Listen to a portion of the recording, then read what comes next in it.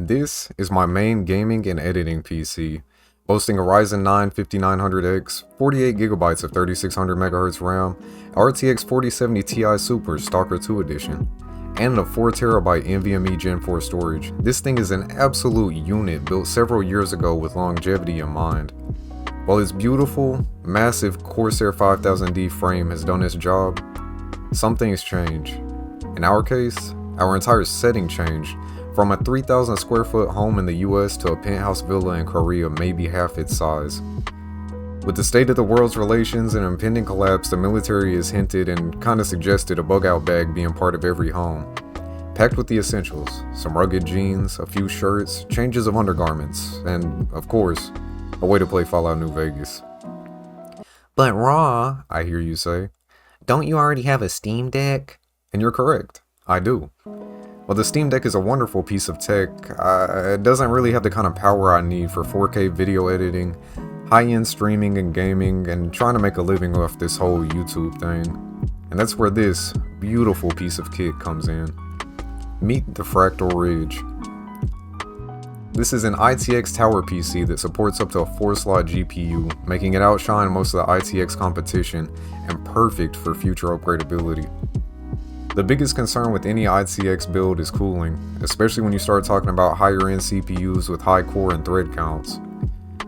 Now I've been running this 12-core beast at 4.9 to 5.1 GHz for the past few years with no issue, thanks to the Corsair case, the fans, 360mm AIO. But this case maxes out at roughly 71mm of clearance for a cooler. So how do we tame this thing? Well, it turns out it's just as hard as you'd expect. To start with, let's introduce the Thermalright AXP90 X53, a 53mm tall, all copper, low profile cooler equipped with a 90mm fan. I got this thing due to its astounding reviews and even seeing mention of the cooler handling my exact processor with ease. Now, I'm not saying these people are liars, but I will say this.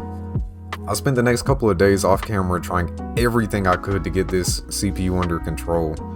But no matter how hard I tried, the CPU kept hitting 90 degrees within a few minutes of gaming, causing me to quickly shut down everything before causing a crash or damaging the CPU. So how did we get it stable? Well, through undervolting. Again, this is over a couple days of tinkering. The best I could get the CPU to perform was at 4.1 GHz. And even there, the temps could still creep up to around 86 degrees at the worst of times. And yes, this does introduce a significant hit to the max performance, but I'd rather lose a bit of performance compared to losing my entire CPU.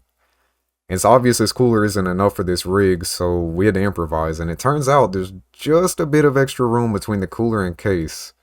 So we did a little ghetto rigging, and, well, it's not stupid if it works, right? Now this whole thing was a much larger time sink than I was prepared for, and I ran out of storage on my phone twice trying to record. I had family responsibilities drawing me away and the constant hurdles with this project. So there's a lot of this that went uncaptured, and I'll just have to ask you guys to take my word on this. That little ugly fan addition dropped the CPU temps by around 5 degrees Celsius on average, which isn't anything majorly game changing, but every little bit counts in a build like this. But I've been rambling long enough. How does it actually perform?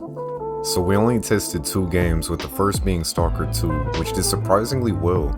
We were running 1440p ultra wide at high settings with DLSS set to quality and getting around 80 to 90 FPS with the occasional stutter. I fault it more to the game engine than anything else because, well, the game is pretty poorly optimized currently. The only concern here was temps hitting 80 degrees Celsius, which is perfectly acceptable, but again, that with the CPU turned way down is not so great. Moving on to Cyberpunk 2077, we ran the game at 1440p ultra wide with DLSS super resolution, transformer model, set to quality, with frame gen, ray tracing, and path tracing, everything set to ultra settings, and that was a lot to go through. We stayed in the low to mid 40s the majority of the time, and the game was perfectly playable, although we did get the occasional dip to the 30s. There is no need to crank the settings this high. You can turn everything down to high settings instead of ultra, and maybe turn off path tracing and still have a great looking game and even better performance. But if you really just want to crank it, this kind of rig is more than capable. I told you earlier, the little fan was able to drop temps about 5 degrees to the point you see on this video. So if that little fan could make that much of a difference, what would... No, he wouldn't. Oh, but he did. With this additional Noctumer fan, can we get a slight uplift in performance? Well, yes, actually. We were able to squeeze out about 100 MHz more performance and drop temps by a few degrees simultaneously. While it wasn't a big boost to performance, it felt slightly more stable and temps were much more comfortable. Of course, it comes with the drawback of the Tumer fan, but I have another cooler on the way that I'm really hoping won't require any growths.